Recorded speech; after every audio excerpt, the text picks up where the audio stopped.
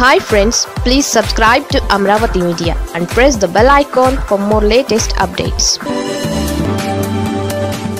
రాజకీయాల్లోకి షర్మిల తనయుడు రాజారెడ్డి.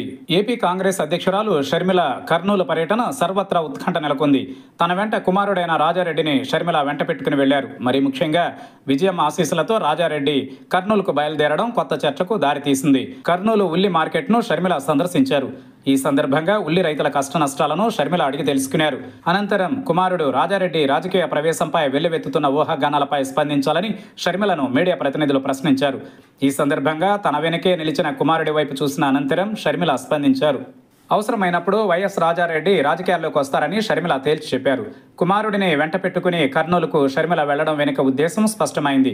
తన కుమారుడు రాజకీయాల్లోకి వస్తారని చెప్పేందుకే షర్మిల వ్యూహాత్మకంగా కర్నూలుకు వెళ్లారని తేలిపోయింది. తెలంగాణలో సొంత రాజకీయ పార్టీని షర్మిల ప్రారంభించి ఆ తర్వాత ఏ రకంగా యూటర్న్ తీసుకున్నారో తెలిసిందే. ఊరూరా తిరుగుతూ కేసీఆర్ సర్కార్పై షర్మిల దుమ్మెత్తి పోశారు. అలాగే కాంగ్రెస్ నాయకుడు రేవంత్ రెడ్డిపై నోరు పారేసుకున్నారు. కాంగ్రెస్లో చేరి తెలంగాణ రాజకీయాలలో ఏదో చేయాలని షర్మిల అనుకున్నారు. కానీ రేవంత్ రెడ్డి ఆమెను అడ్డుకున్నారనే వార్తలు వచ్చాయి.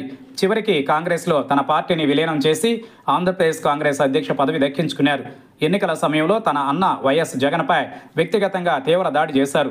ఎన్నికల ప్రచారంలో వైఎస్ వివేక హత్య కేంద్రంగా షర్మిల, ఆయన కుమార్తె వివేక చేసిన ప్రచారం రాజకీయంగా వైసీపీని, జగన్ను తీవ్రంగా దెబ్బతీసింది. ఎన్నికల తర్వాత కూడా వైసీపీని, జగన్నే ఆమె విమర్శిస్తున్నారు. తాజాగా కుమారుడు కూడా రాజకీయాల్లోకి వస్తారని షర్మిల చెప్పడం వెనుక షర్మిల ఉద్దేశంపై రకరకాల చర్చ జరుగుతోంది.